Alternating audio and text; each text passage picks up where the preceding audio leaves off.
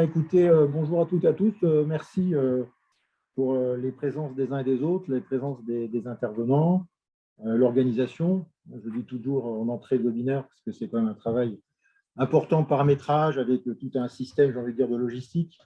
Ça rend bien service aujourd'hui, hein, avec cette recrudescence, cette septième vague, de faire ce type d'intervention. Nous, on voulait un petit peu organiser ce point parce qu'on a chaque année des thématiques dans le cadre, on va dire, d'un plan de prévention. La MGS, vous le savez, c'est près de 90 000 personnes protégées. C'est la mutuelle historique des affaires sociales, donc de la direction de santé affaires sociales. Elle a pris sa naissance dans les années 70 par la réunion de deux mutuelles, l'une proche du travail, l'autre de la solidarité. Et donc, la notion de prévention a toujours été un vecteur important pour nous, même si on ne l'a pas complètement mis en valeur. Mais ces dernières années, vous savez, avec les problématiques de santé et de politique de santé, évidemment, la prévention est au goût du jour. À côté de ça, nous avons bien sûr des offres qui sont destinées essentiellement aux agents de la fonction publique. Et on a aussi des prestations, évidemment, d'assistance sur un peu comme des aides lorsque des personnes ont des difficultés. Il y a des hospitalisations, pardon, ou des problématiques de santé où notre assisteur IM Assistance vient les aider par l'apport d'aide de ménage ou même de cours ou même de jardinier, vous voyez, comme quoi on peut aujourd'hui avoir beaucoup d'interventions qui participent au bien-être des adhérents. À côté de ça, le webinaire d'aujourd'hui est intéressant parce qu'il porte un nom intéressant. Nos oreilles sont précieuses et si fragiles, trois petits points. Donc, c'est vrai qu'on dit souvent on va mettre le pied à l'étrier. Là, c'est un étrier un peu particulier. Je pense que nos intervenants nous expliqueront l'anatomie de l'oreille avec les problématiques d'équilibre. On sait que beaucoup de pays, beaucoup d'agences sanitaires dans le monde ont mis ce sujet du handicap sensoriel. On parle souvent de déclin cognitif et de la santé mentale. On parle d'équilibre de l'oreille interne qui joue. On sait qu'aussi après 50 ans, on a des petits problèmes d'audition et que ça peut jouer dans l'environnement social, ça peut jouer dans son activité professionnelle. On a une meilleure estime de soi lorsqu'on entend mieux. On a moins de difficultés fonctionnelles, peut-être moins de dépression. Et quelque part, l'audition est un organe, je dirais, important pour l'être humain et il concourt évidemment à un bien-être global. Et je pense qu'aujourd'hui, on l'espère, on aura des éléments importants justement sur le son. Dans un monde où le bruit est de plus en plus fort, on a de la musique, je pense que certains l'ont dû voir dans des voitures, dans les villes, il y a beaucoup de bruit. On est très connecté, donc forcément, la notion d'audition, d'oreille. N'oublions pas que le 100% santé a aussi favorisé, et c'est bien, l'équipement de gens qui avaient des difficultés d'audition. C'est excellent. Ce n'est pas bon pour notre comptabilité, mais c'est très bien. Et c'est important aussi que cette loi vienne quelque part conforter les pouvoirs publics pour que les gens puissent aussi se sentir bien. Donc, j'ouvre les débats. Je remercie encore les intervenants sur ce sujet en espérant entendre et écouter, puisque ce n'est pas les mêmes choses derrière. Et j'espère qu'il y aura des questions au fil de l'eau. Merci beaucoup, merci à vous. Alors, effectivement, donc aujourd'hui, on va accueillir Monsieur Gréco, Marc Gréco, qui est directeur santé pour les magasins Écoutez Voir, donc ce sont les opticiens et les audioprothésistes mutualistes. Il est également délégué général du SINAM, qui est le syndicat national d'audition mutualiste, et il est audioprothésiste de formation. Alors, tout au long du webinaire, vous allez pouvoir poser vos questions via l'onglet des questions-réponses qui est en bas de votre écran, donc un petit onglet Q et R. N'hésitez pas à y poser vos questions, on y répondra soit au fil de l'eau, soit à la fin de l'intervention de Monsieur Gréco, parce qu'il y a des choses peut-être que vous allez questionner, mais qui seront déjà abordées lors du webinaire. Donc, on ne posera pas forcément toutes les questions à ce moment-là, mais on le fera, on essaiera de faire au mieux pour répondre à tout d'ici la fin du webinaire. Pour information, ce webinaire est enregistré et le replay vous sera envoyé par la suite par la Mutuelle Générale des Affaires Sociales, de même que le PowerPoint qui vous est présenté aujourd'hui. Donc voilà, donc n'hésitez pas. Je voulais vous préciser également que tout au long du webinaire, je vais vous proposer des petits sondages. Donc ce sont des petites questions, des petits quiz en ligne qui vous permettront de répondre aux questions et ensuite pour Monsieur Gréco de réagir derrière. Donc vous aurez juste à répondre vrai ou faux en fonction des questions qui vous seront posées. Je laisse donc la parole à Monsieur Gréco, que je remercie d'avance. Merci beaucoup. Bonjour à toutes, bonjour à tous. Tout d'abord, je suis très heureux de participer à ce webinaire pour la Mutuelle Générale des Affaires Sociales. C'est avec plaisir que je me suis rendu disponible et je vais essayer là, tout au long de cette conférence d'être le plus simple possible, le plus clair possible. Et en tout cas, on répondra à vos questions au fur et à mesure ou à la fin. Donc, on va commencer, comme vous avez vu le sommaire juste avant, là, le son, l'audition, etc. On va commencer par le son. Alors, le son est une vibration de l'air perçue par l'oreille. Ça, c'est la définition du dictionnaire. C'est-à-dire que nous sommes plongés sur Terre dans l'air et cet air se propage à 340 mètres par seconde et donc produit un son. Donc, le 0 décibel sur Terre n'existe pas puisque nous sommes plongés dans l'air. Donc, le son est une vibration de l'air perçue par l'oreille. Donc, naturellement, le son se déplace à 340 mètres par seconde. Je vais essayer de faire quelquefois des petites accroches avec l'optique, puisqu'en fait, quand on sait que la lumière se déplace à 300 000 km par seconde, donc la lumière va beaucoup, beaucoup plus vite que le son. C'est pour ça que quand on joue, par exemple, avec des enfants et que l'été, il y a des orages qui se produisent, on sait très bien que la lumière instantanément arrive à nos yeux. En revanche, le temps que la foudre nous parvienne, il faut quelques secondes. Et en général, on compte 3 secondes pour 1 kilomètre.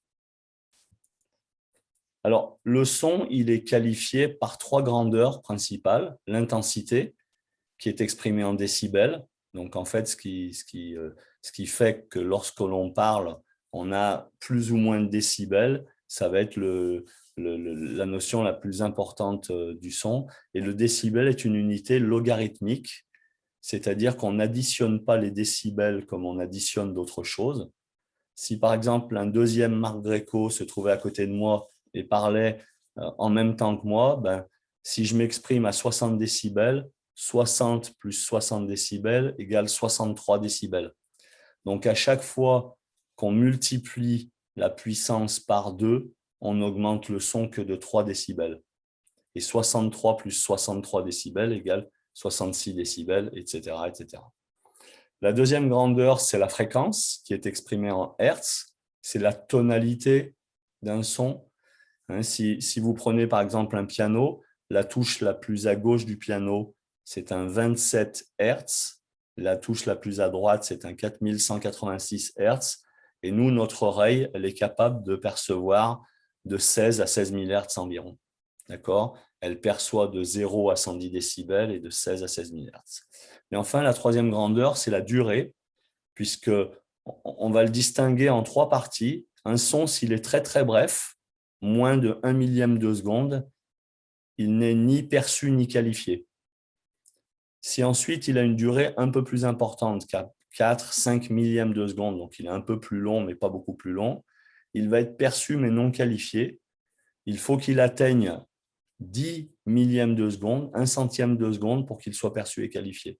Donc là, vous avez les 3 grandeurs, la perception par la durée, la fréquence et l'intensité.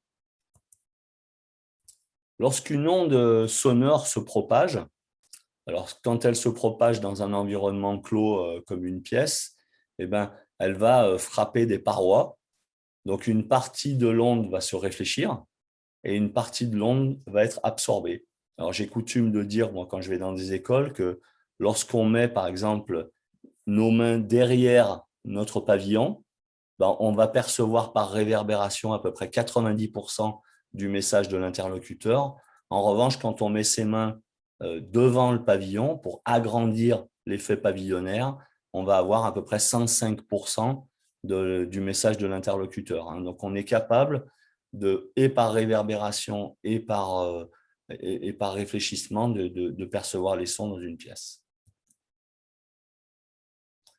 Alors, qu'est-ce qui fait la différence entre un son et un bruit? Alors là, je l'ai qualifié volontairement entre son pur et bruit. En fait, un son, il est reproductible. Il a sa fréquence et son intensité qui est bien déterminée. Et on le connaît. Un bruit, il va avoir sa fréquence et son intensité qui va varier sans arrêt. Et il ne va être reproductible que par la même source de bruit. Le bruit de ma voiture n'est reproductible que par ma voiture. Et si même vous achetez la même voiture que moi chez le même concessionnaire, au bout de quelques kilomètres, elle ne va pas avoir tout à fait le même bruit que le mien. En tout cas, il est important pour nous de faire la différence entre son et bruit, puisque lorsqu'on reçoit des patients en laboratoire, ils vont surtout être intéressés par ne pas entendre les bruits et par mieux percevoir les sons. Et là, on va leur faire toucher du doigt que le bruit, en fait, est un son gênant. Et on va plutôt traiter la gêne que traiter le bruit au sens large du terme. Le champ auditif, alors que perçoit l'oreille humaine? Ce que vous voyez à l'écran, il faut prendre en compte la partie centrale du diagramme. Le vert, orange, rouge, hein, je l'ai fait exprès de mettre un peu comme des feux tricolores. Donc le vert, ce qui est l'audible agréable, c'est-à-dire qu'en dessous de 80 décibels, il n'y a pas de gêne pour l'oreille, tout ce qui est entendu l'est de façon normale. Les sons deviennent pénibles et peut-être dangereux si on devait y être soumis longtemps lorsqu'on dépasse 80 décibels et jusqu'à 110 décibels.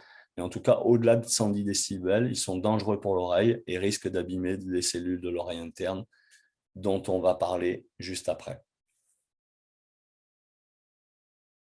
En deçà de 16 Hz, vous voyez qu'il y a des infrasons qui sont plutôt perçus comme des vibrations et l'oreille humaine ne perçoit pas non plus au-delà de 16 000 Hz puisque ce sont des ultrasons qui sont quelquefois perçus par certains animaux, mais pas par l'oreille humaine. Et naturellement, avec l'avancée en âge, un certain nombre de fréquences, comme le 16 000, le 12 000 et le 8 000 Hz, vont petit à petit disparaître et devenir problématiques pour la compréhension. On va en parler un peu plus tard. Alors l'audition, maintenant, comment ça fonctionne? Alors j'ai choisi de vous montrer un beau schéma d'oreille. Donc l'oreille, elle est constituée de 3 parties. L'oreille externe. L'oreille externe, c'est... Je ne sais pas si vous voyez ma souris ou pas.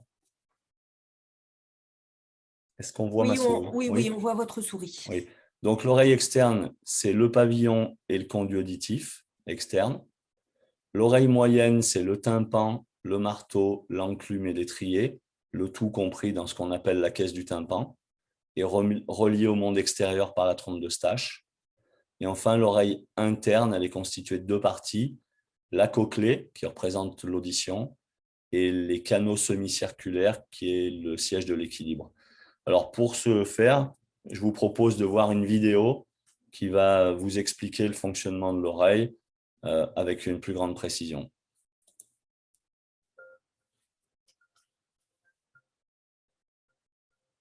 Le système auditif humain est composé de 3 parties. L'oreille externe, l'oreille moyenne et l'oreille interne. L'oreille externe est constituée du pavillon et du conduit auditif externe. Elle a pour rôle de capter le son et de le conduire au fond du conduit auditif. L'oreille moyenne est constituée du tympan, du marteau, de l'enclume et de l'étrier. Le tout est contenu dans la caisse du tympan et relié au monde extérieur par la trompe d'Eustache. Elle a 3 fonctions principales. Transmettre le son à l'oreille interne. Le son frappe le tympan, dont la membrane est comparable à celle d'un haut-parleur. Cette vibration est récupérée par le marteau, puis l'enclume et l'étrier. Amplifier le son. Les 3 petits os constituent un bras de levier qui démultiplie le son. Par ailleurs, le rapport des surfaces entre le tympan et la platine de l'étrier ajoute à cette amplification. Quand une vibration d'1 millimètre arrive, elle est amplifiée, le tout produisant une amplification de 30 à 35 décibels. Protéger l'oreille interne. En effet, accolé à l'étrier, il y a un petit muscle, le muscle stapédien, qui se contracte lorsque la vibration à l'entrée de l'oreille dépasse 85 décibels. L'oreille interne est constituée de deux parties, les canaux semi-circulaires et la cochlée. Elle a deux fonctions, être le siège de l'équilibre et le siège de l'audition. La vibration est transmise à la cochlée par l'étrier en vibrant dans la fenêtre ovale. Les liquides contenus dans la cochlée sont mis à leur tour en mouvement et vont faire vibrer les cils qui déclenchent un influx nerveux allant vers le cortex auditif au travers du nerf auditif. Au fur et à mesure du cheminement, l'influx nerveux va être intégré par le cerveau, c'est-à-dire entrer dans des processus complexes d'identification, de mémorisation, de symbolisation, aboutissant finalement à la sensation auditive consciente et à la reconnaissance du message sonore comme significatif.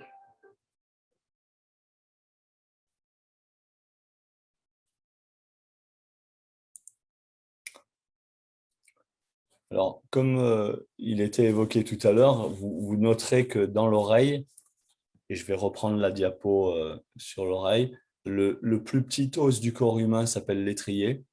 Il fait à peu près 1 millimètre de côté. C'est à noter parce que c'est une question qui revient assez souvent. Donc, l'étrier, le plus petit os du corps humain. On va parler maintenant des risques auditifs.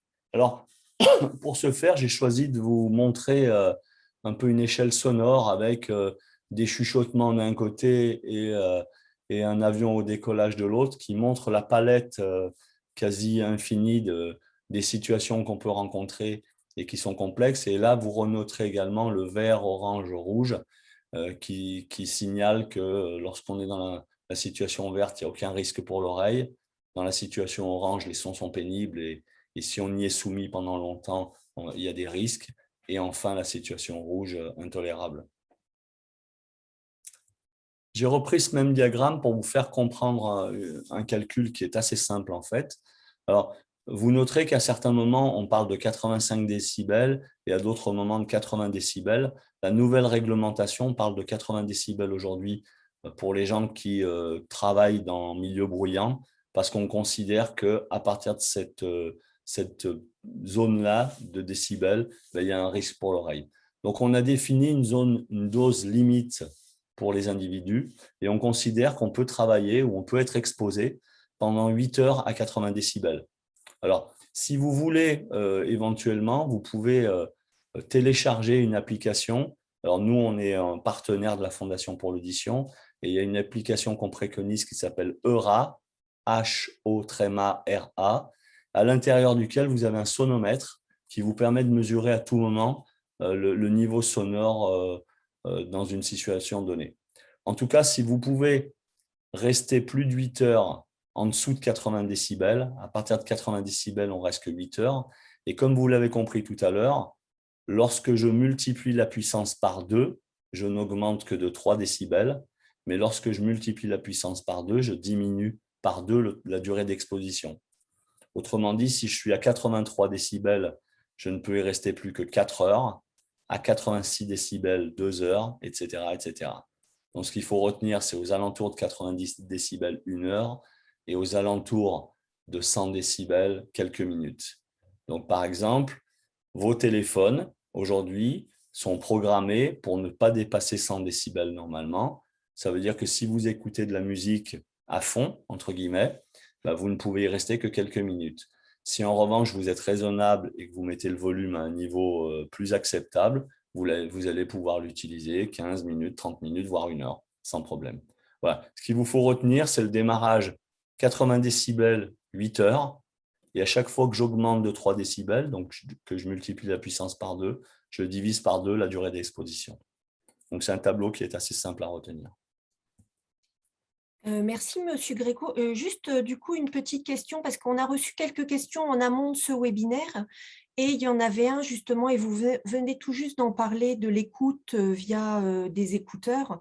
Et effectivement, votre premier schéma indiquait que quand on écoute en règle générale de la musique avec des écouteurs, on est déjà sur du 95 décibels, ou en tout cas, c'est souvent le cas des jeunes quand on est dans le bus, on entend la musique alors même qu'on est à côté d'eux. Ça veut dire que s'ils sont à ce niveau sonore, ils ne peuvent pas normalement, pour ne pas mettre en danger leur oreille, dépasser les 15 minutes, c'est ça? Exactement. Et ce que vous avez compris dans la définition, enfin dans le fonctionnement de l'oreille, c'est que lorsque le son qui arrive à l'oreille est en dessous de 80 décibels, le petit muscle stapédien qui est accolé à la platine de l'étrier ne va pas se mettre en mouvement. Donc, entre guillemets, il va y avoir aucun effort pour l'oreille. En revanche, lorsque le son dépasse 80 décibels, qu'est-ce qui va se passer? Ce muscle stapédien, pour s'opposer à ce son trop fort, va se contracter, mais il va se contracter de façon différenciée, c'est-à-dire qu'il est capable de se contracter pendant 8 heures si le niveau est à 80 décibels. En revanche, effectivement, si j'écoute mon téléphone à 95 décibels, il va devoir faire un effort tel qu'il ne va pouvoir le faire ou le maintenir que pendant 15 minutes. Au-delà de ces 15 minutes, le muscle va se relâcher et l'onde sonore violente va pouvoir passer, l'étrier va se transformer en une grosse vague, un tsunami dans les cellules de l'oreille interne et va les arracher potentiellement. Alors pareil, si on fait un parallèle avec l'optique, aujourd'hui on a 15 000 cils dans l'oreille interne, on a 126 500 000 cônes et bâtonnets dans l'œil. Donc j'allais dire que proportionnellement, la moindre dégradation dans l'oreille a une incidence considérable. Merci beaucoup pour ces compléments. Alors du coup, je vais lancer le premier petit quiz avec une question. On s'aperçoit toujours de ces troubles auditifs, vrai ou faux?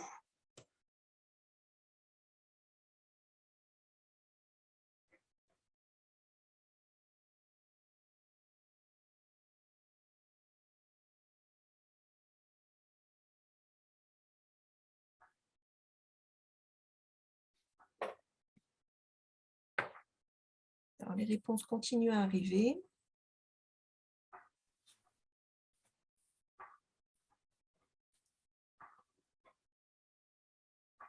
Je vais mettre fin au sondage parce que l'idée, c'est d'aller assez vite.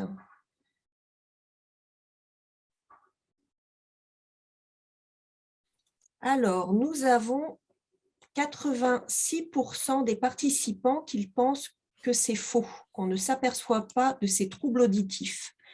Qu'en pensez-vous, Monsieur Gréco? En fait, je vais essayer d'être sympa quand même pour tout le monde parce que lorsqu'il s'agit de pertes auditives liées à un problème mécanique, une otite ou un bouchon de cérumen, on s'en aperçoit, donc c'est vrai, mais ce n'est pas la majorité des cas. Pour bien des cas, c'est une perte qui est venue avec l'âge, petit à petit, et effectivement, là, on ne s'en aperçoit pas. C'est souvent l'entourage qui fait la démarche pour soi, parce qu'en fait, on a l'impression que l'interlocuteur ne parle pas bien ou ne fait pas d'effort, mais en réalité, une perte auditive s'est installée. Merci beaucoup. Et juste parce que j'ai une question et je n'ai pas le nom de l'application en tête, vous avez parlé du nom d'une application pour effectuer des tests auditifs. Alors effectivement, j'ai parlé de ça pour le sonomètre, hein, pour tester dans la situation où vous êtes le niveau sonore, mais cette application fait également test auditif. Elle s'appelle ERA, H-O-R-A, et elle est développée par la Fondation pour l'audition, qui est une fondation d'utilité publique à laquelle Écoutez Voir est partenaire.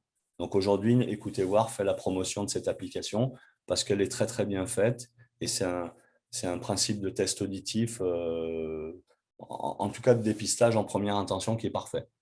Merci beaucoup, je vous laisse Et il y a en continuer. plus le fameux petit sonomètre qui est sympa dedans.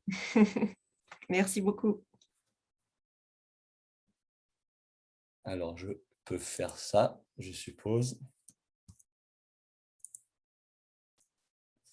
Voilà, également, pour faire une comparaison aussi avec l'optique, quand on a un problème de vue, en fait, on a, qu'on soit myope, hypermétrope ou astigmate, on a l'image d'un objet à l'infini qui ne se forme pas sur la rétine, mais qui va se former en avant ou en arrière de la rétine. Et on a une dégradation de la vision qui est, on voit bien le A, on voit moins bien le haut et le B, puis de moins en moins bien. C'est-à-dire que c'est graduel. En revanche, quand on a une vue normale naturellement ou une audition normale, on a la vision de toutes les lettres. Et l'audition, c'est un petit peu paradoxal puisque ce n'est pas lié de façon aussi symétrique. Vous pouvez avoir ponctuellement des lettres que vous ne voyez pas et d'autres qui sont plus petites que vous voyez très bien. Donc, c'est pour montrer que le problème d'audition ressemble plutôt à un malvoyant qu'à un malentendant, enfin, qu'à quelqu'un qui a une problématique visuelle classique, c'est-à-dire myopie ou hypermétropie. En revanche, le malvoyant qui a besoin d'un téléagrandisseur, de loupe, etc., va plutôt ressembler au malentendant. Autre question? Alors, une deuxième question pour vous. On peut protéger son audition, vrai ou faux? Quasi unanimité, là.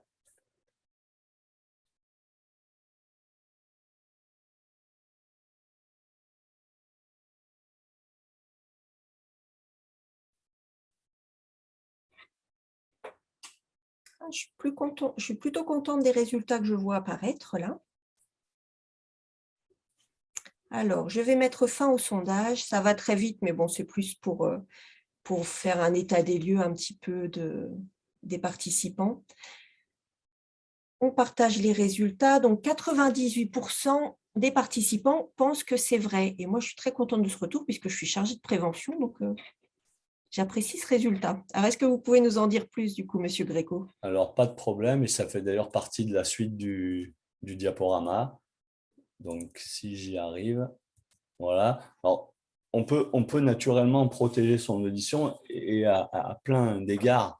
Déjà, lorsqu'on se trouve dans une fête ou un spectacle, on peut déjà s'éloigner de la source sonore. Il faut notamment savoir que lorsque vous êtes à 1 mètre d'une source sonore qui développe 100 décibels, le seul fait de vous reculer d'1 mètre, donc de multiplier la distance par 2, vous réduisez de 6 décibels. Donc, vous n'êtes plus qu'à 94 décibels. À 4 mètres, à 88 décibels. Et à 4 mètres, on peut y rester 1 heure. Alors qu'à 1 mètre, on pouvait y rester que quelques minutes. Vous voyez, s'éloigner de la source sonore, c'est déjà la première raison la première solution pour protéger son audition. On peut naturellement aussi réduire la durée d'exposition. J'ai été moi-même invité dans un spectacle récemment. C'était une fête musicale, dansante.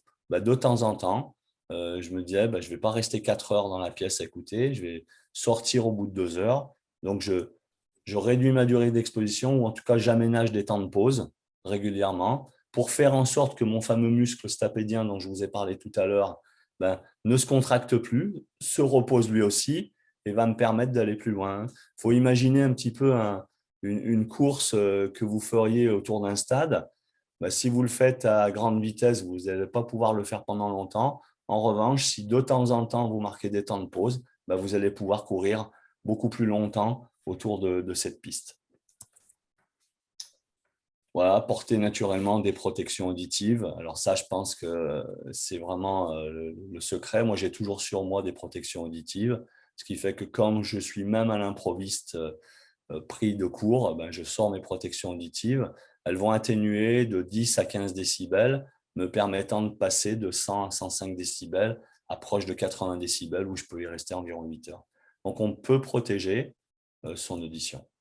J'ai une petite question, excusez-moi, juste par rapport aux bouchons d'oreille, Oui. parce qu'effectivement, on utilise les bouchons d'oreille là sur les événements de la vie dont vous venez de parler, mais certaines personnes en portent aussi la nuit, notamment pour éviter d'entendre des ronflements ou des bruits extérieurs. Et du coup, il y avait une personne qui se posait la question de est-ce qu'il y a un danger potentiel à porter trop souvent finalement des bouchons d'oreille ou pas?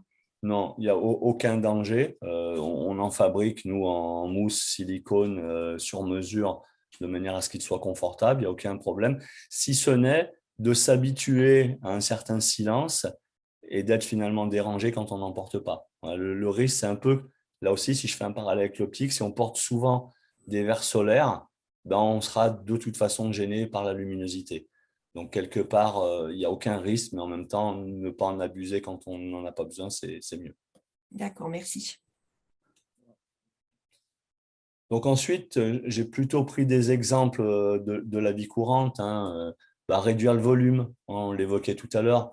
Quand vos enfants, quand vos petits-enfants sont en face de vous et ne sont pas capables de vous entendre à 1 mètre parce qu'ils ont mis le volume un peu trop fort, en baissant le volume, ils profiteront tout autant de la musique, mais surtout, ils protégeront leurs oreilles, naturellement. Donc après, évitez de s'endormir avec un fond sonore. Bon, j'ai repris tous les conseils que vous pouvez entendre de ci, de là. Voilà. Et lors d'un achat, surtout, alors qu'il soit électroménager ou jardinage, faire en sorte de regarder les niveaux d'émissions sonores. Moi, je viens de changer de lave-vaisselle. Ce n'est pas la première chose que j'ai regardée, mais j'ai aussi fait attention à ce qu'il ne me fasse pas trop de bruit.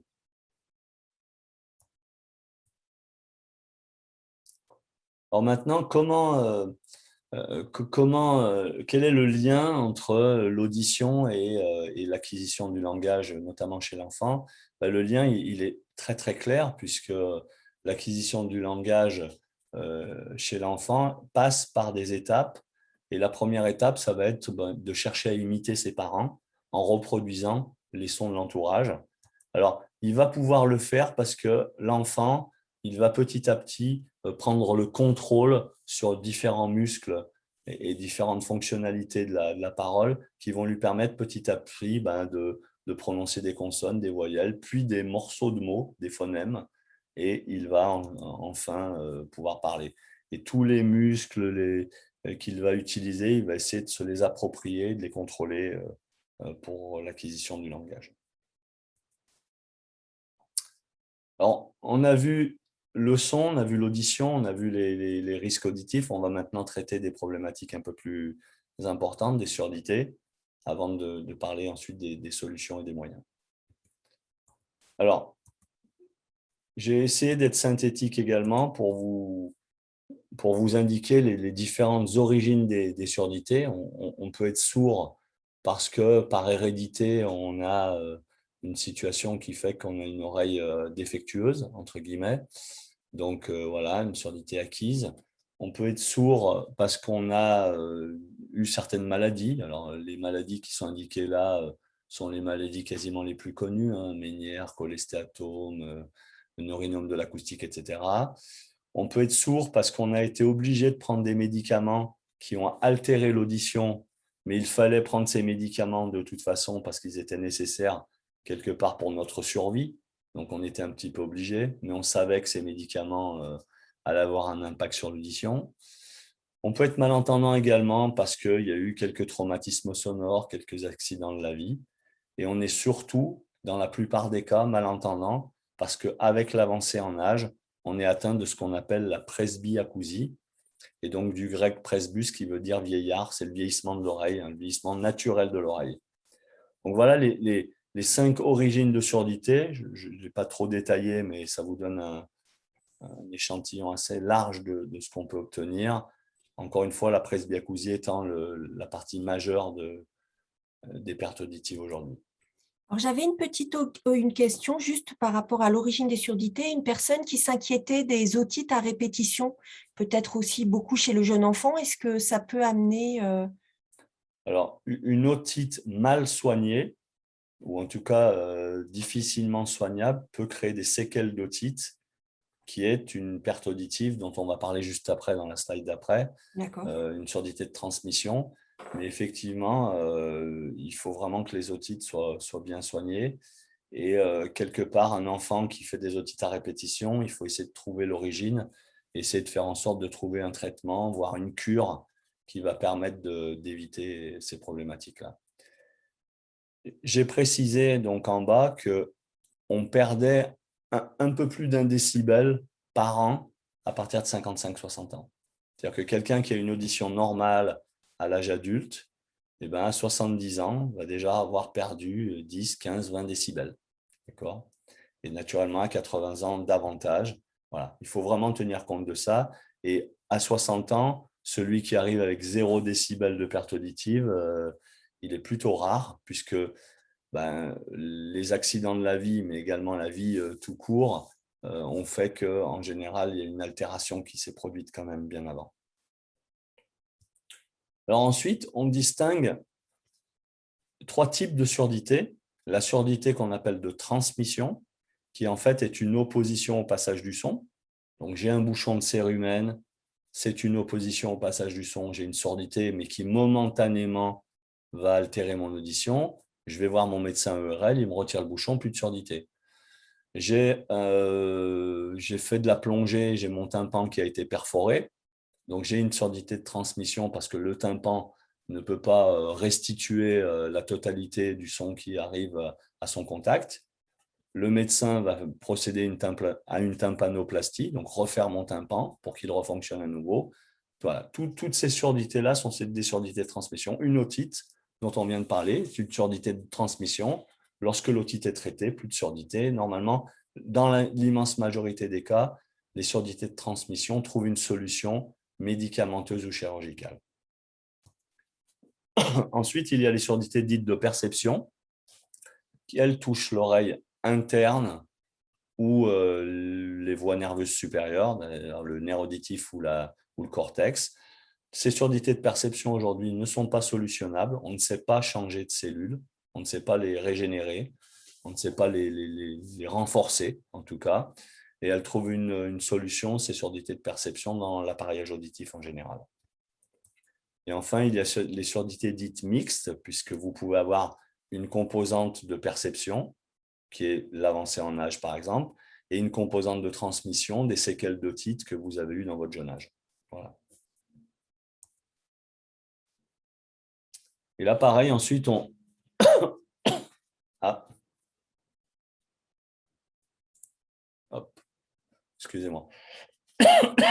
Non, excusez-moi, je me suis rendu compte que j'avais oublié d'enlever le partage. N'hésitez pas à me dire quand il vous reste des choses sur l'écran une fois que je vous ai… Non, mais je le supprime, pas de souci. D'accord.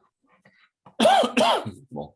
Donc, la classification ensuite des surdités, c'est-à-dire que c'est le niveau de la surdité qui va vous classer entre surdité légère et surdité profonde. La France compte à ce jour environ 7 millions de malentendants. On considère qu'il y a un peu plus de 10% de la population française qui est malentendante.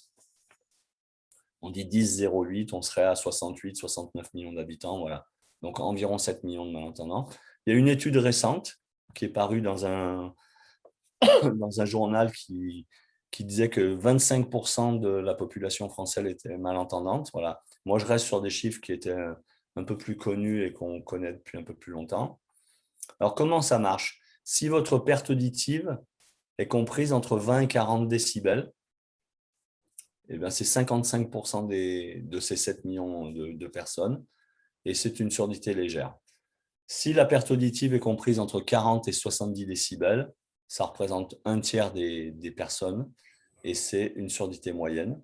La surdité sévère entre 70 et 90 et la surdité profonde au-dessus de 90. Excusez-moi. Ce qu'il faut comprendre, c'est que ça se calcule assez facilement. Si vous prenez un audiogramme dont je vais vous montrer quelques exemples plus tard, il vous suffit de faire la moyenne sur ce qu'on appelle, nous, les fréquences conversationnelles, les fréquences de la conversation, que sont le 500 Hz, le 1000 Hz, le 2000 Hz et le 4000 Hz. Donc, je vous montrerai tout à l'heure comment faire la moyenne et comme ça, vous saurez, si vous êtes malentendant, vous situer en termes de surdité légère ou moyenne, sévère ou profonde. En tout cas, la réforme du 100% santé a pour la première fois donné des indications claires pour les audioprothésistes. On ne peut appareiller en France que lorsque le patient a une perte auditive de 30 décibels minimum.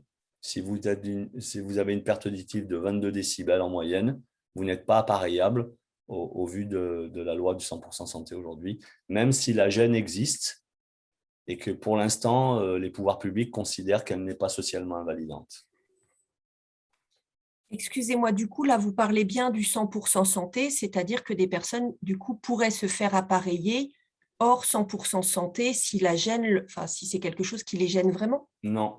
Non. Aujourd'hui, on ne peut pas appareiller en dessous de 30 décibels. D'accord, pardon, j'avais pas. Tout simplement. Alors, parce que les pouvoirs publics, je dirais à juste titre, puisqu'on est quand même plutôt bien lotis en France, considèrent que la gêne n'est pas encore suffisante pour nécessiter un appareillage. D'accord. Donc, j'ai 30 décibels de perte, je peux bénéficier de l'octroi d'une aide auditive. J'ai 28 décibels, c'est encore un peu tôt. Alors, quelques petits points dont on va parler, donc presbyacousie, acouphène, hyperacousie, des termes que vous employez régulièrement et qu'on va essayer de préciser dans cette conférence. Donc la presbyacousie, du grec presbus, qui veut dire vieillard, 75% des plus de 55 ans sont atteints de presbyacousie. C'est une diminution naturelle de l'acuité auditive. C'est-à-dire qu'au même titre qu'on est presbyte quand les bras sont plus assez longs pour lire le journal, on devient presbyacousique à partir de 55 ans. C'est naturel et ça touche tout le monde, il n'y a pas d'exception. Ça se traduit particulièrement par une baisse de l'audition sur les fréquences aiguës. Donc, vous voyez ici, j'ai matérialisé le 1000 Hz qui scinde en deux l'audiogramme. À gauche de l'audiogramme, vous avez les fréquences graves responsables de l'audition, j'entends. Et à droite de l'audiogramme, vous avez les fréquences aiguës responsables de la compréhension. Je ne comprends pas. C'est pourquoi les patients qui viennent nous voir, en général, disent « j'entends, mais je ne comprends pas ». Et comment ça se traduit, comment ça se matérialise? Si vous prenez un audiogramme d'entendant, qui est à gauche du diaporama, les consonnes et les voyelles sont toutes audibles et perçues. À droite, l'audiogramme, la partie verte foncée, matérialise la partie inaudible, qui n'est pas perçue par le malentendant et qui souvent recouvre les consonnes, les chuintantes, les sifflantes. Alors, je vais prendre un exemple. Si je vous dis pile, fil, cil, et je pourrais rajouter bile, etc., la personne ne va entendre que il. Alors, bien sûr, lorsqu'on est au début d'une perte auditive, la suppléance mentale, la capacité qu'on a à reconstituer le message, va être importante et va permettre de le faire sans trop de problèmes. Lorsqu'il va en manquer davantage, on ne va pas pouvoir reconstituer le message et c'est quelquefois le début de quiproquo ou de réponse alors qu'il fallait répondre oui, on a répondu non. Et finalement, on pensait que notre problème d'audition allait passer inaperçu, mais autour de la table, tout le monde s'en est rendu compte. C'est d'ailleurs pourquoi je dis aux patients souvent, la surdité, elle se voit souvent plus que l'appareil, puisque quand on est passé au travers dans une discussion, il y a eu de doute pour personne. Alors, autre question.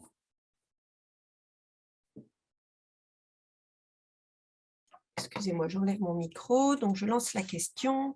L'acouphène est une illusion de l'esprit. Vrai ou faux?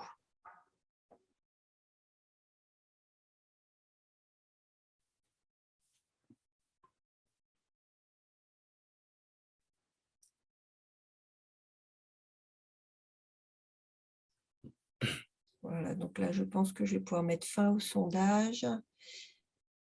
Non, les gens continuent à répondre. Ok, donc je termine le sondage et je vous partage les résultats. Faux à 91%. Alors effectivement, c'est faux puisque l'acouphène n'est pas une vue de l'esprit.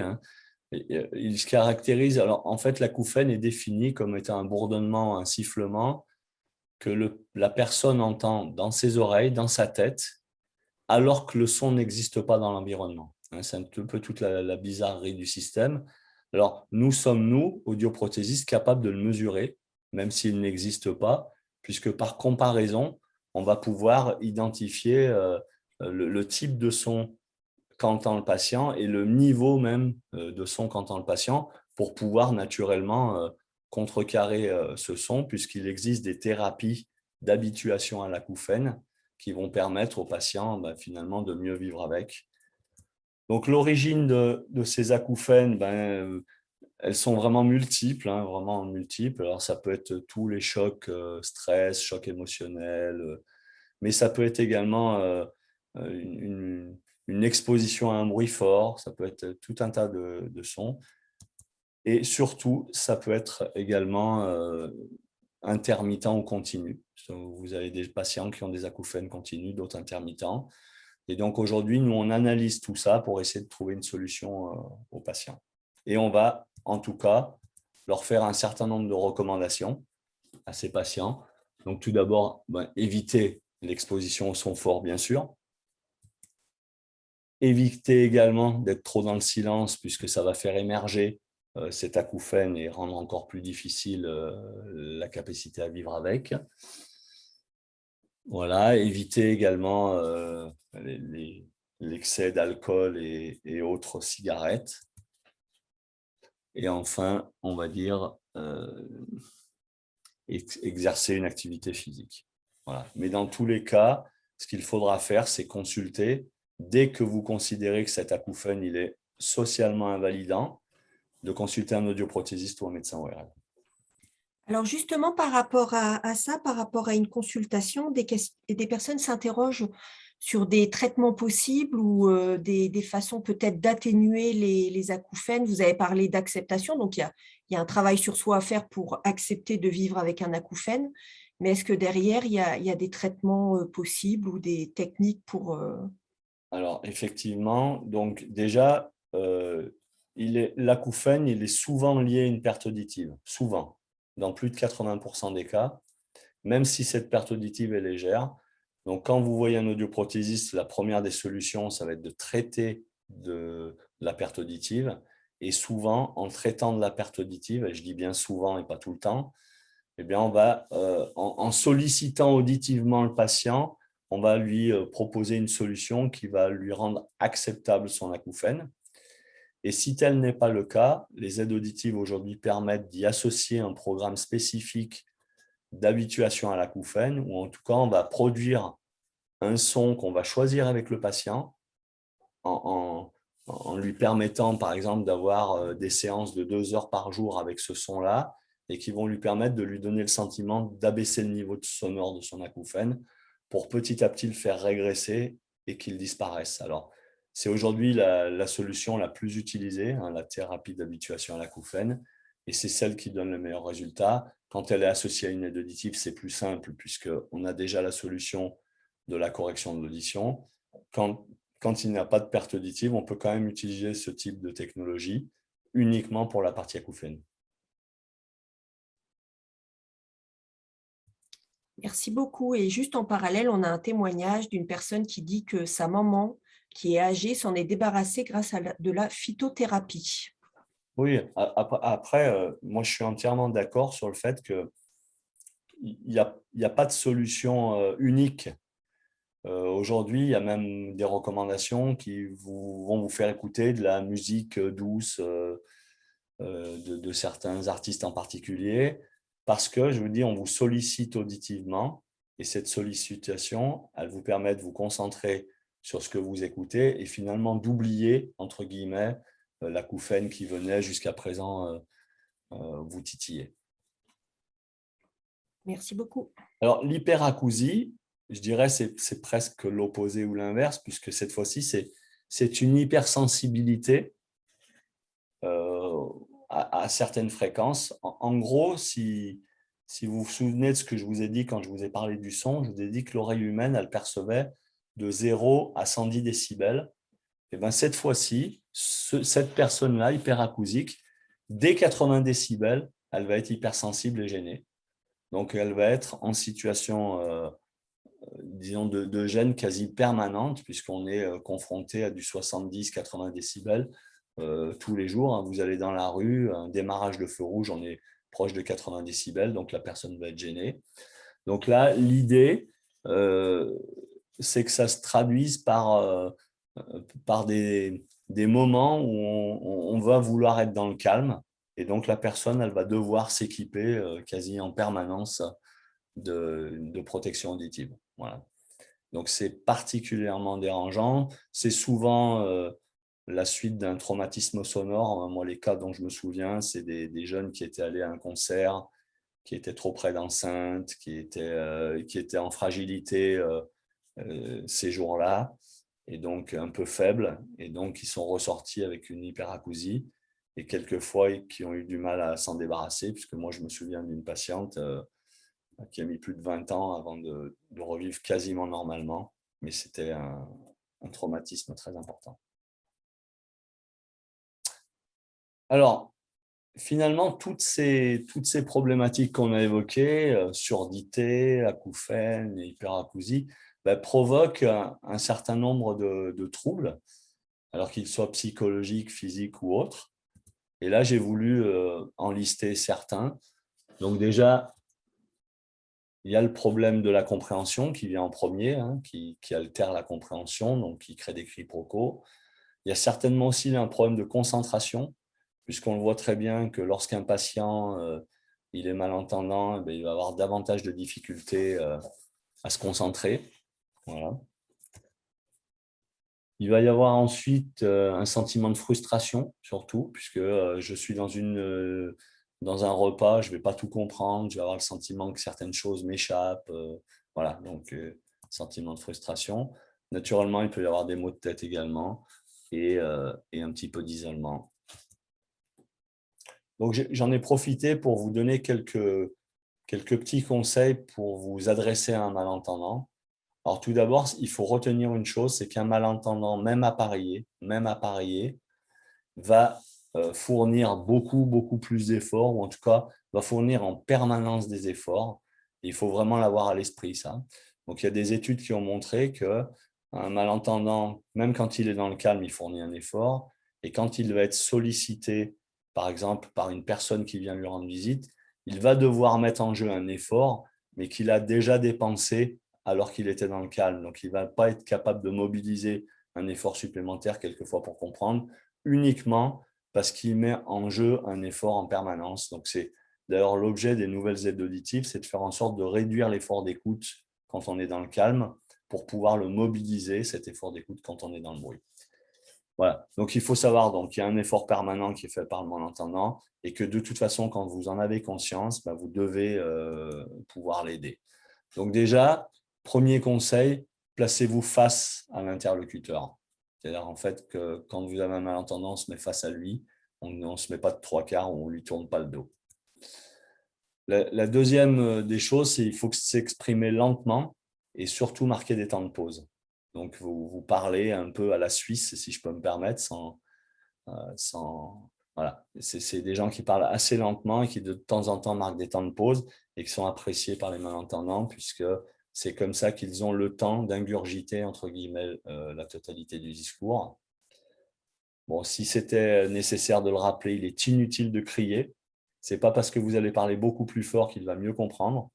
Alors d'abord, il va mal le prendre parce qu'il va considérer que vous avez une attitude inappropriée à son égard.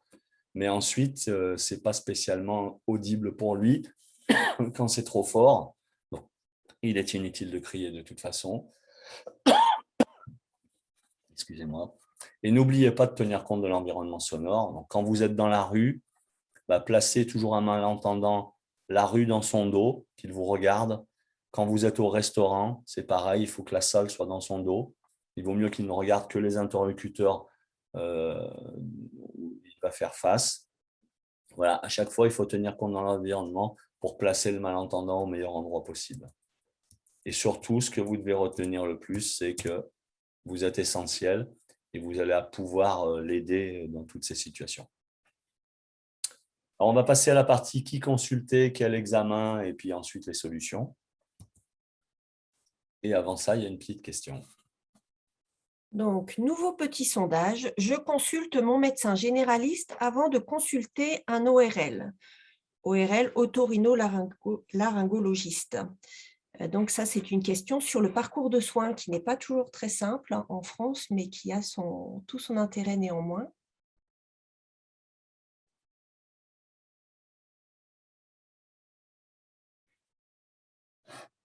Et j'en profite juste pour vous dire, Monsieur Gréco, qu'il est 16h55. C'est ma mission de mettre du temps. Oui. Il nous reste 35 minutes. Alors, où est-ce que nous en sommes ? Je mets fin au sondage et je vous les partage. Donc, pour 77%, il faut consulter son médecin généraliste avant d'aller voir un ORL. Et donc, c'est exact. En France, nous avons l'obligation d'aller voir le médecin généraliste avant d'aller voir l'ORL, contrairement à certaines disciplines qui peuvent, un ophtalmo par exemple, vous pouvez aller le voir directement sans voir le généraliste. En revanche, pas en audition. Et d'ailleurs, ça fait la transition avec la suite, puisque là, je vous précise en fait ce qu'est le médecin généraliste aujourd'hui. Alors, il est formé pour l'appareil auditif, à condition qu'il ait suivi une formation spécifique en otologie médicale, alors qui est en cours d'être mise en place. Donc, pour l'instant, ce n'est pas le cas ou peu le cas en France, mais en tout cas, ce sera le cas bientôt, où les généralistes seront formés à l'otologie médicale. Dans ce cas-là, il pourra vous prescrire un appareillage en premier appareillage ou en renouvellement dès lors que le patient a plus de 6 ans. Aujourd'hui, c'est encore le cas par dérogation jusqu'à fin septembre. Aujourd'hui, un médecin généraliste peut prescrire un premier appareillage. Après septembre, il ne pourra prescrire un premier appareillage que si il a suivi cette fameuse formation en otologie médicale. En tout cas, il a à sa disposition, lui, le traitement médicamenteux et les aides auditives. Le médecin ORL, lui, c'est le spécialiste de l'appareillage auditif. Il a plein de choses à sa disposition, donc naturellement le traitement médicamenteux, mais aussi le traitement chirurgical, alors, qui va avoir plus de place pour une otospongiose, pour un cholestéatome, pour une tympanoplastie dont on a parlé tout à l'heure. Et en dernier recours, les aides auditives, lorsque la surdité elle est de type perception, comme on a vu tout à l'heure. Et dans ce cas-là, le malentendant devra consulter un audioprothésiste.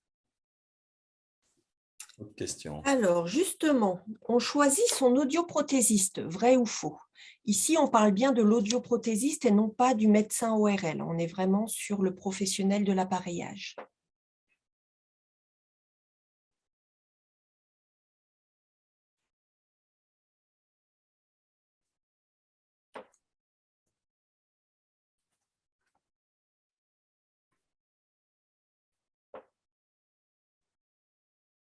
Alors, ça continue à arriver.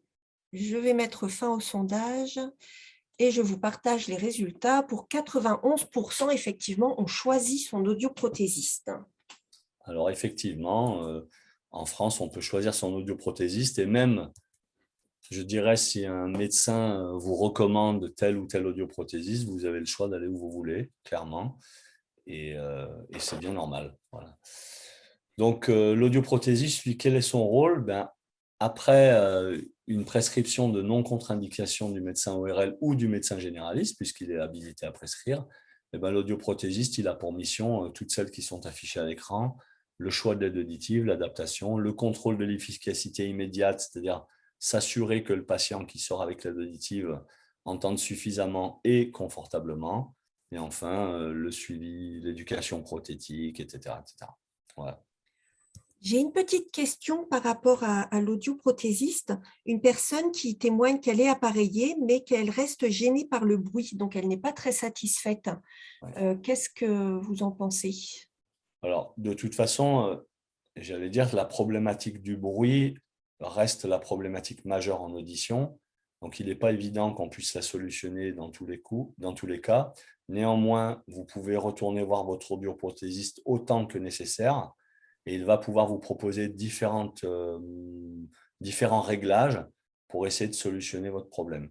Mais entre le moment où on vient voir son audioprothésiste avec des attentes importantes quelquefois et la solution qui est proposée par les aides auditives, il y a toujours un delta que l'audioprothésiste a besoin d'expliquer aussi. Mais en tout cas, la porte n'est jamais fermée à des évolutions de réglage et les aides auditives évoluent sans arrêt pour essayer d'améliorer la compréhension au milieu bruyant, clairement. Et du coup, j'ai une deuxième question sur les appareillages, mais qui pourra peut-être être répondue plus tard. Une personne de 91 ans, on sait qu'il faut du temps quand même pour s'approprier un appareil auditif, pour l'accepter. La question, c'est est-ce qu'on doit se faire appareiller, y compris à 91 ans? Alors, au risque de déplaire, je trouve la question un peu curieuse parce que moi, j'ai aussi dans ma famille des gens qui ont plus de 90 ans et je trouve normal de pouvoir les appareiller pour qu'ils puissent continuer à participer parce que si ce n'est pas le cas, c'est entre guillemets les condamner à l'isolement. Et moi, je pense que c'est intéressant. Alors, on ne met pas autant de temps que ça à s'habituer dans la mesure où les aides auditives ont fait beaucoup de progrès et qu'aujourd'hui, quand le patient il est appareillable, j'allais dire, au bout d'un mois, on a déjà des premiers résultats très, très satisfaisants. Il existait une époque où il fallait 1 an pour s'approprier. Aujourd'hui, ça va beaucoup plus vite quand même. Merci beaucoup. Alors, l'orthophoniste, qui est le 4e intervenant dans le monde de l'audition, alors je l'ai précisé parce que je voulais quand même faire un focus sur l'orthophoniste parce que c'est un professionnel de santé qui est quand même peu connu et qui s'intéresse à la voix, au langage, qui établit un bilan, voilà, qui fait tout un tas de choses. Souvent, aujourd'hui, l'audioprothésiste, en tout cas dans 10 à 20% des cas, il va orienter le patient vers l'orthophoniste en complément de l'appareillage pour l'éducation de l'ouïe et de la parole. C'est juste pour un petit focus. Alors, voilà, on en arrive aux examens auditifs. Donc, à gauche, vous avez un audiogramme dit à peu près normal. Ce n'est pas parce que l'audition est normale que la ligne elle est toute droite, hein. Mais vous voyez que cette ligne-là, elle est en dessous des 30 décibels. Donc, ce patient, en tout cas, il a une audition, même si elle n'est pas à 0,00, elle est pour autant dans la marge des 0 à 30. Donc, c'est une audition considérée comme normale. En revanche, à droite, vous avez vraiment une surdité de type presbyacousie pathologique où le patient, sur toute cette zone-là, il va lui manquer la perception des aigus responsables de la compréhension. Sur l'audiométrie vocale, donc là, c'est la partie quantitative, hein. J'ai perdu toute cette quantité. Et ensuite, vous avez la partie qualitative, c'est-à-dire que la perception des mots. Et là, dans ce diagramme, alors, la compréhension normale, c'est la courbe bleue. Voilà. Donc, en gros, je fais répéter des mots. Et si je répète 100% des mots à telle intensité, eh ben, j'ai une audition normale quand je suis entre 0 et 30. En revanche, quand je fais répéter des mots et que j'ai une courbe type la courbe rouge, j'ai une compréhension qui est altérée. Alors ici, elle est particulièrement altérée parce que je n'atteins même pas les 100% de réponse, quelle que soit l'intensité que j'envoie. Donc c'est quelqu'un pour lequel on aura des problèmes de réhabilitation de la compréhension assez importante. Mais pour autant, il faut faire quelque chose pour ces patients-là aussi. J'avais une petite question là posée par un participant sur l'audiogramme et Oui. peut-être aussi sur l'émission de l'ORL et de l'audioprothésiste. En fait, il a fait un audiogramme chez l'ORL et il s'étonnait de devoir en refaire un autre chez l'audioprothésiste lors de son rendez-vous d'appareillage. C'est une très, très bonne question. Alors, l'audiogramme fait par le médecin ORL, c'est un audiogramme diagnostique. C'est-à-dire l'ORL dit vous êtes dans le cadre de l'appareillage puisque votre perte auditive est supérieure à 30 décibels. Il a fait un diagnostic. En revanche, l'audioprothésiste a besoin de faire un audiogramme. Pourquoi? Parce qu'il va tester les aides auditives dans un environnement reproductible. C'est-à-dire qu'en fait, tous les 6 mois, tous les ans, il va refaire un test. Et pourquoi il les fait dans une cabine sonorisée? C'est pour que les tests soient reproductibles et qu'il puisse les comparer. Donc, ce n'est pas par plaisir que l'audioprothésiste refait un audiogramme, c'est parce que cet audiogramme va lui servir de base, de fil rouge, aux audiogrammes suivants pour comparaison. Voilà. C'est dans ce cadre-là qu'un audioprothésiste refait un audiogramme. Merci pour cette réponse. Alors, les solutions, donc naturellement, je les ai pris par ordre crescendo, hein. La lecture labiale en premier, la LSF ensuite. Enfin, je vais parler un peu des implants cochléaires et les implants ancrage osseux, les aides auditives et les compléments d'écoute. Alors, la lecture labiale, qu'est-ce que c'est? C'est une aide à la communication du malentendant. C'est en fait l'apprentissage de lire sur les lèvres, hein, tout simplement. C'est l'apprentissage des anticipations des mots que la personne, l'interlocuteur va prononcer. Donc, en fait, vous allez voir un orthophoniste qui va vous expliquer, qui va vous apprendre à finalement, en complément de votre appareillage, à avoir quelques petits signes qui vont vous donner une indication sur le message que va fournir votre interlocuteur. Donc ça, c'est hyper important, notamment pour les surdités sévères profondes, et c'est aussi hyper important pour des patients lorsqu'ils sont plus jeunes, puisqu'on apprend la lecture labiale assez facilement jusqu'à 20-30 ans, c'est un peu plus difficile de faire de la lecture labiale après un certain âge. La langue des signes française, c'est donc une langue gestuelle. En fait, elle met en communication cette LSF deux publics différents, des gens qui parlent, qui oralisent, et des gens qui vont signer, parce que le sourd signant, c'est le sourd qui n'oralise pas. Et donc en France, on a une communauté de sourds signants qui est relativement importante. Et la LSF, la langue des signes française, est une langue qui ne va être parlée qu'en France, même si la majorité des signes vont se retrouver dans d'autres pays. En fait, vous allez avoir un français canadien qui va être différent d'un français de métropole. Un petit focus sur les implants cochléaires. Alors, tout d'abord, on est implanté lorsqu'on a une surdité de perception profonde, voilà, et bilatérale. En tout cas, on a une proposition d'implantation dans ces cas de figure-là. Ça peut toucher l'adulte ou l'enfant. Le problème, c'est que c'est irréversible. La cochlée, elle est détruite dans ce cas-là. Et on insère dans la cochlée un filament sur lequel il va y avoir un certain nombre d'électrodes, une vingtaine d'électrodes qui vont envoyer un signal électrique qui va être récupéré par le nerf auditif.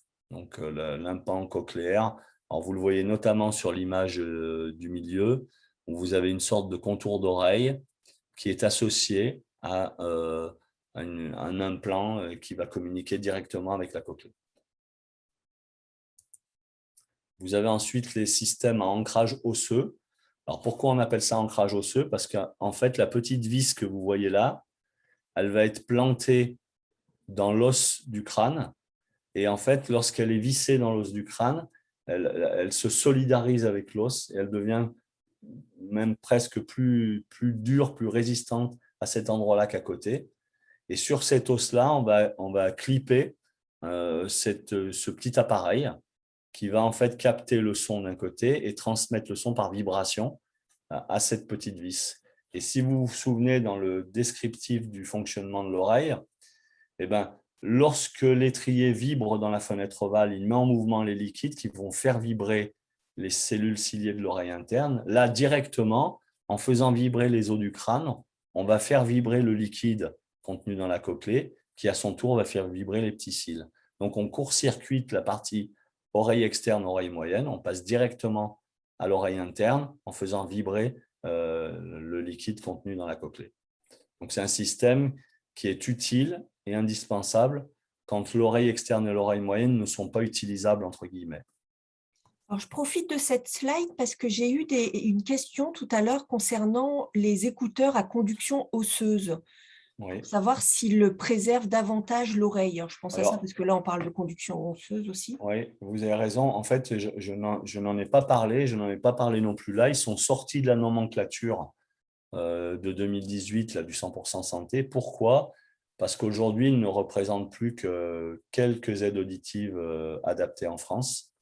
Donc, le système à conduction osseuse, par exemple, ça pouvait être une branche de lunettes au bout de laquelle il y avait un vibrateur qui était apposé sur l'os du rocher et donc qui, pour le même principe que je vous ai décrit tout à l'heure, allait faire vibrer l'os du rocher et donc transmettre cette vibration directement à la cochlée.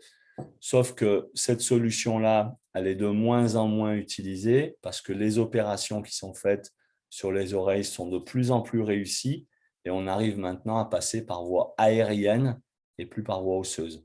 Il y a vraiment le Ponto ou le BAHA là, que j'ai évoqué dans cette slide-là, qui vont avoir un intérêt dans des cas particuliers où l'oreille moyenne est complètement détruite, où là, on n'a plus trop le choix.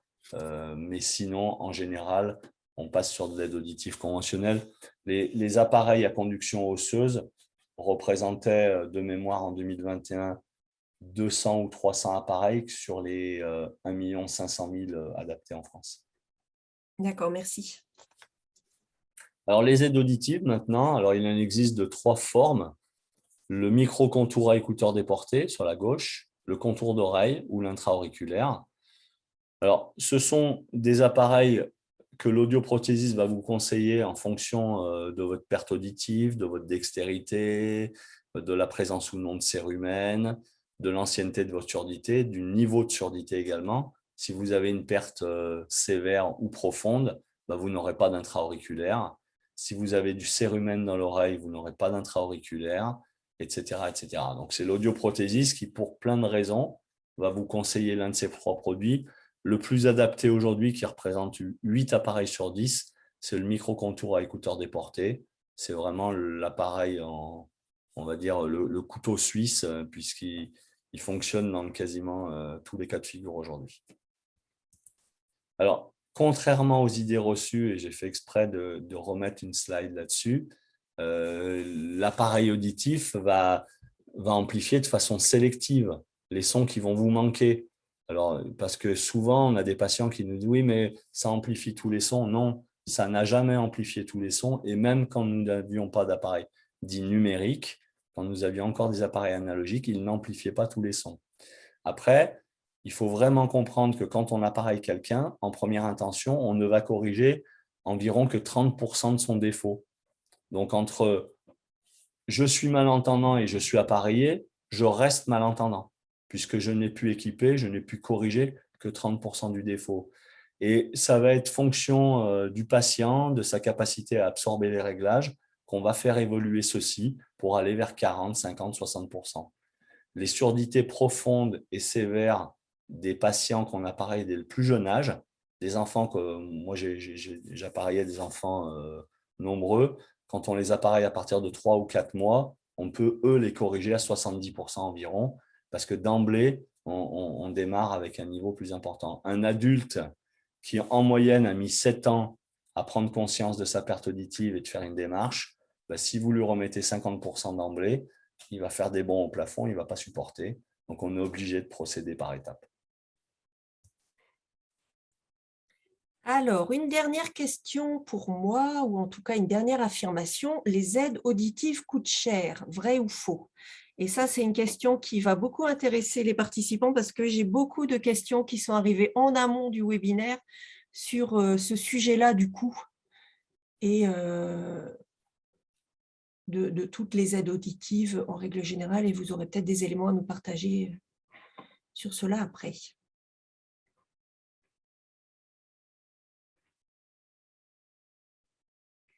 Alors là, c'est assez consensuel, hein. Ils sont assez d'accord tous ensemble. Donc, je mets fin au sondage et je vous partage les résultats. Donc, 91% des participants estiment qu'effectivement, les aides auditives coûtent cher. Alors, il y a néanmoins des efforts qui ont été faits dernièrement sur le coût. Eh bien, ça me permet sans transition, de passer au 100% santé. En fait, la réforme du 100% santé dans notre profession a été phénoménale, puisque le renoncement à l'appareillage pour des questions financières existait, clairement, puisque par exemple en 2020, nous adaptions un peu moins de 900 000 aides auditives en France. En 2021, avec l'arrivée du 100% santé à plein effet, on a adapté 1 500 000 aides auditives. Donc, il y a eu un bond considérable et qui est dû au fait que les négociations qu'on a eues avec le pouvoir public étaient de qualité et on a une aide auditive. Alors, est-ce que c'est vrai ou est-ce que c'est faux? Quand vous avez une aide auditive de classe 1, donc 100% santé, qui coûte 950 € mais qui est prise en charge à 100%, en fait, il y a 0 reste à charge. Donc, je serais tenté de dire c'est faux, c'est pas cher puisque je n'ai rien à payer. Et contrairement aux idées reçues, cette aide auditive de classe 1 est de bonne qualité. Vous n'entendrez pas dans ma bouche dire que c'est mauvais et qu'il faut basculer sur une classe 2. C'est une très, très bonne aide auditive. Alors, ce n'est pas parce que l'aide auditive de classe 1 est une bonne aide auditive que l'aide auditive de classe 2, qui elle a un prix libre et pour laquelle on peut considérer que là, cette fois-ci, les aides auditives sont chères, et je réponds à la deuxième partie de la question. Pour autant, elles permettent de faire plus de choses. Une aide auditive, si je peux schématiser, c'est un certain nombre de dispositifs. Il y a environ 35 à 40 dispositifs possibles pour une aide auditive. L'aide auditive de classe 1 en dispose d'une quinzaine. C'est-à-dire que ce n'est pas la plus dotée, mais en même temps, ces 15 dispositifs-là font de cette aide auditive une très, très bonne aide auditive. Et même, je pourrais dire qu'il y a 3 ou 4 ans, cette aide auditive-là était quasiment considérée comme un milieu haut de gamme. Voilà. Donc, voilà, l'aide auditive de classe 1, c'est 950 € l'aide auditive et c'est 100% pris en charge. Le renouvellement de la prise en charge peut se faire tous les 4 ans. Et quant à l'aide auditive de classe 2, eh bien, on a un remboursement de 240 € par le régime obligatoire et les complémentaires. Alors, la MGAS, je ne l'ai pas en tête, mais les personnes de la MGAS pourront peut-être répondre à cette question. En revanche, voilà, là, on a une garantie 4 ans panne sur toutes les aides auditives. Alors, je vais faire un petit peu de pub, mais chez Écoutez Voir, vous avez en plus la garantie perte, vol, casse 4 ans incluse dans le prix des aides auditives. Et chez Écoutez Voir, aujourd'hui, l'aide auditive la plus chère, elle coûte 1 600 €. Donc, on est parmi les acteurs les moins chers du marché. Et on a systématiquement une période d'essai de 30 jours. Mais peut-être qu'on répondra à des questions plus précises là-dessus plus tard. J'ai juste une question du coup en lien avec le 100% santé et l'appareillage. Tout à l'heure, on a parlé de l'appareillage qui pouvait soulager dans certaines circonstances les acouphènes. Oui. Du coup, un des participants pose la question de est-ce que ces appareillages-là qui sont liés au 100% santé peuvent également agir dans certaines conditions sur les acouphènes? Alors, je ne pourrais pas l'affirmer pour tous les fabricants, mais nous, au moins deux de nos 3 fabricants partenaires, c'est le cas. C'est-à-dire que si, lorsque le patient, la personne en question, la rencontre un audioprothésiste de chez nous, elle lui précise bien, mais normalement, l'audioprothésiste se sera inquiété de ça de toute façon, qu'il a des acouphènes, il lui proposera une solution permettant, le cas échéant, de mettre en place un deuxième programme de thérapie d'habituation à l'acouphène.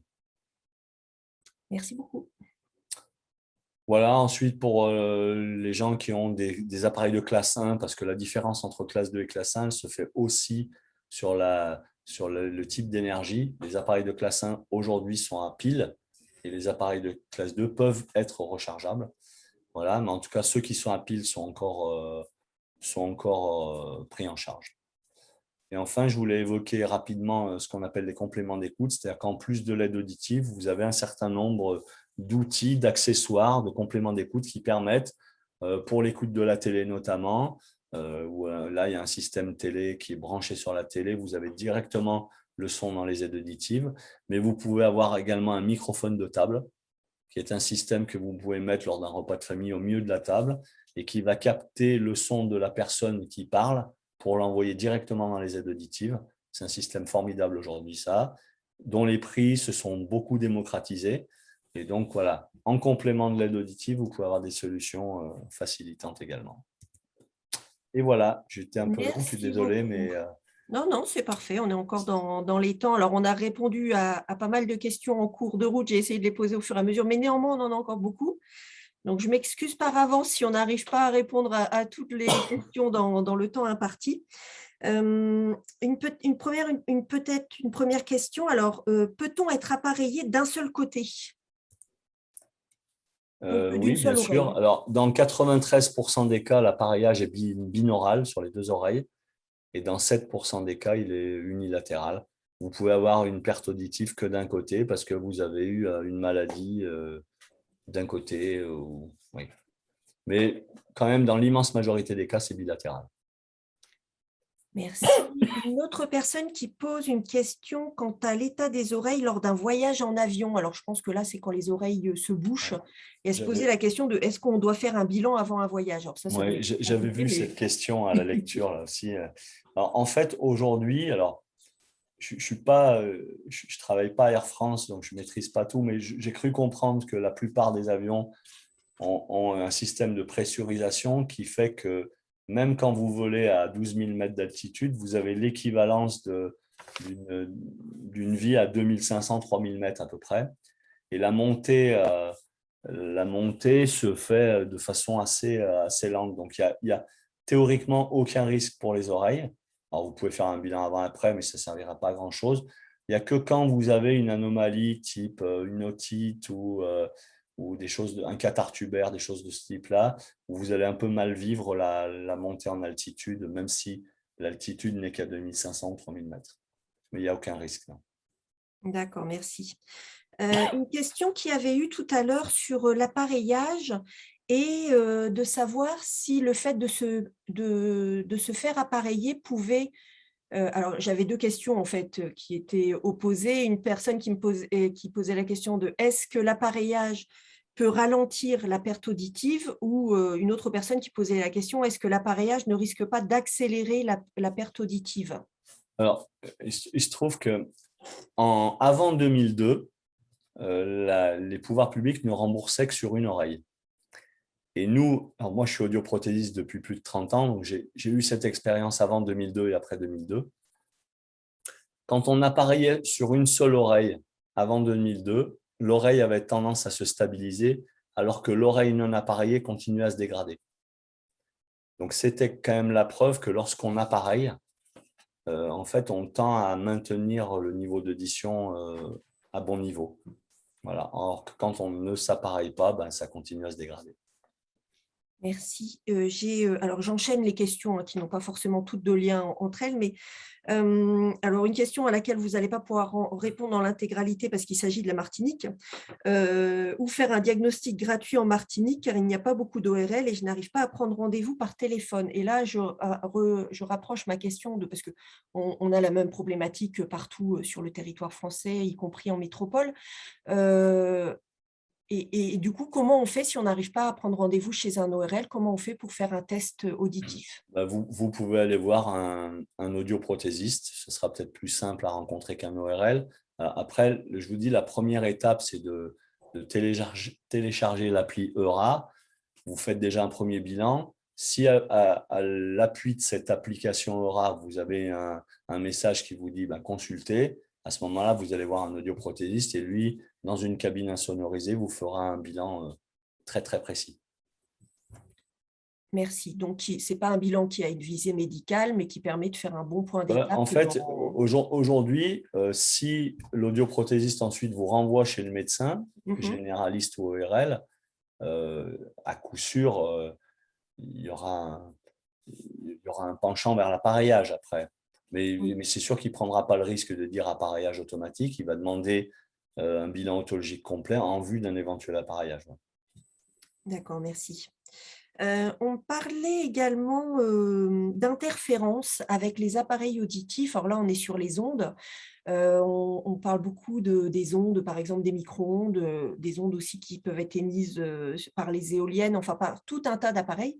Est-ce qu'il peut y avoir des interférences entre l'appareil auditif, enfin l'aide auditive et les ondes extérieures finalement? Non, parce que en fait, c'est très très peu d'énergie l'appareillage auditif. C'est 1,35 V, donc c'est très très peu d'énergie. Et même cumulé à un téléphone ou à d'autres choses, ça ne génère pas suffisamment d'ondes pour que ce soit néfaste. Donc il n'y a aucun risque. Vous pouvez avoir des sons que vous trouvez éraillés ou que vous allez assimiler à des interférences, mais qui sont plutôt des sons liés soit à un dysfonctionnement de l'aide auditive, soit au fait que vous soyez proche. Vous vous rapprochez d'un réfrigérateur, par exemple, quand vous avez une position T sur votre téléphone, qui est une bobine téléphonique, là, vous allez l'entendre ronronner, mais ce n'est pas lié à un dysfonctionnement.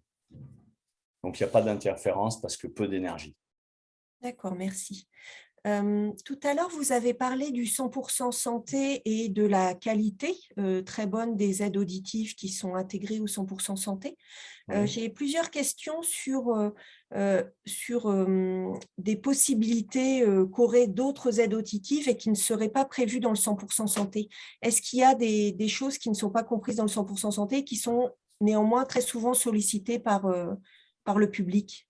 Si vous voulez, le 100% santé se voulait répondre à un non-recours. C'est-à-dire qu'il y avait des patients qui, pour des questions financières, ne venaient pas, donc il fallait trouver un appareillage de qualité et qui réponde à cela. Donc là, aujourd'hui, il faut quand même savoir qu'un tiers des aides auditives adaptées, c'est du 100% santé aujourd'hui. Donc ça reste quand même considérable. Néanmoins, quand vous avez des exigences particulières, des réunions fréquentes, des choses un peu plus complexes, nécessairement, avec des aides auditives de classe 2, vous pouvez faire plus de choses. Je parlais tout à l'heure de la réduction de l'effort d'écoute. C'est plus possible en classe 2 qu'en classe 1. Voilà, il y a tout un tas de systèmes qui vous seront présentés par les audioprothésistes qui vous mettront en évidence les différences. Néanmoins, pour entendre confortablement dans des situations assez simples, le 100% santé est suffisant. Merci beaucoup. Alors, j'ai des questions sur le cérumen. Alors, moi, j'aime bien parler du cérumen parce que c'est vrai que ça a la société a un regard très négatif sur le cérumen, mais néanmoins, il a une raison d'être. Alors, j'ai plusieurs questions sur comment bien se nettoyer les oreilles. Une autre question sur le fait, une personne qui a souvent des bouchons de cérumen et quelle en est la cause. Et du coup, ça fait lien avec ce que vous avez pu aborder tout à l'heure et certaines aides auditives que vous ne pouvez pas mettre en place si certaines personnes produisent beaucoup de cérumen. C'était ça, hein, Donc, oui, c'est ça. Ouais. Je vais essayer de le prendre dans l'ordre. Alors, le cérumen est fabriqué par des glandes sébacées et sudoripares qui se trouvent aux 2/3 du conduit auditif, en gros. Le conduit auditif va faire à peu près 3 cm, on va dire schématiquement. À 2 cm, il y a ces glandes qui vont produire ce cérumen. Et le conduit auditif, il forme un S. Et en plus, il monte sur les 2 premiers tiers et il descend sur le dernier tiers. C'est-à-dire qu'en fait, si vous avez un conduit auditif plus tortueux, la capacité que va avoir le cérumen à sortir de l'oreille va être plus difficile. Et donc, en s'agglomérant, va finir par créer un bouchon de cérumen. Et ce n'est pas très grave. Comment on nettoie les oreilles? Alors déjà, on ne met rien dans l'oreille. Pas de coton-tige, pas de petite cure-oreille en métal ou quoi que ce soit. On se savonne le pavillon, on prend la pomme de douche et la pomme de douche devant l'oreille et à gauche et à droite, tout simplement. Et si un bouchon de cérumen venait quand même à se former parce que le conduit est tortueux et pas simple, eh ben, le médecin va le retirer. Et lorsque le médecin va le retirer, si vous continuez à faire avec la pomme de douche et le savon pour le pavillon, ben, vous allez entretenir une oreille propre. Super, merci. Parce que ce sont des questions qui reviennent très souvent. Oui, mais je comprends bien. Et qui sont importantes. Alors, je vais vous poser 2 petites dernières questions et par avant, je m'excuse pour toutes les questions auxquelles on n'aura pas pu répondre là tout de suite. Vous avez parlé en début de séance des thérapies d'habituation. Et j'ai 2 questions sur ça, à savoir où est-ce qu'on trouve, comment on peut accéder à ces thérapies d'habituation. Et une autre question sur l'aspect financier, est-ce qu'il y a des remboursements ou des prises en charge des thérapies d'habituation? Alors, la thérapie d'habituation à laquelle je faisais référence, elle est liée à l'aide auditive. En D'accord. fait, c'est un programme particulier et en collaboration avec le patient, on va déterminer le son, le niveau qui va lui être le plus agréable pour faire en sorte de lui proposer des séances d'1 heure, 2 heures par jour et qui vont avoir pour vocation de faire régresser l'acouphène pour le rendre finalement moins gênant et le voir disparaître peut-être un jour. Donc, ces thérapies, elles sont intégrées aux aides auditives. Mais par contre, si vous n'avez pas de problème d'audition, vous pouvez vous adresser au CHU proche de chez vous, où là, il y a en France une dizaine de CHU spécialisés qui, eux, vont mettre en place une équipe pluridisciplinaire pour vous accompagner sur de la thérapie d'habituation hors aide auditive, c'est-à-dire de l'écoute de la musique, de la sophrologie ou d'autres choses. Merci beaucoup. Alors donc, comme promis, une toute dernière question, mais alors j'hésite, il y en a tellement que j'hésite sur laquelle prendre. Je vais prendre une sur l'opération. Existe-t-il une opération du système auditif comme il y en existe pour les yeux?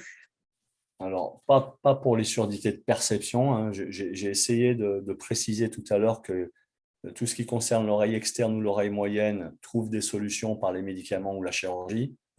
Lorsqu'il s'agit de cellules de l'oreille interne, on ne sait pas faire aujourd'hui.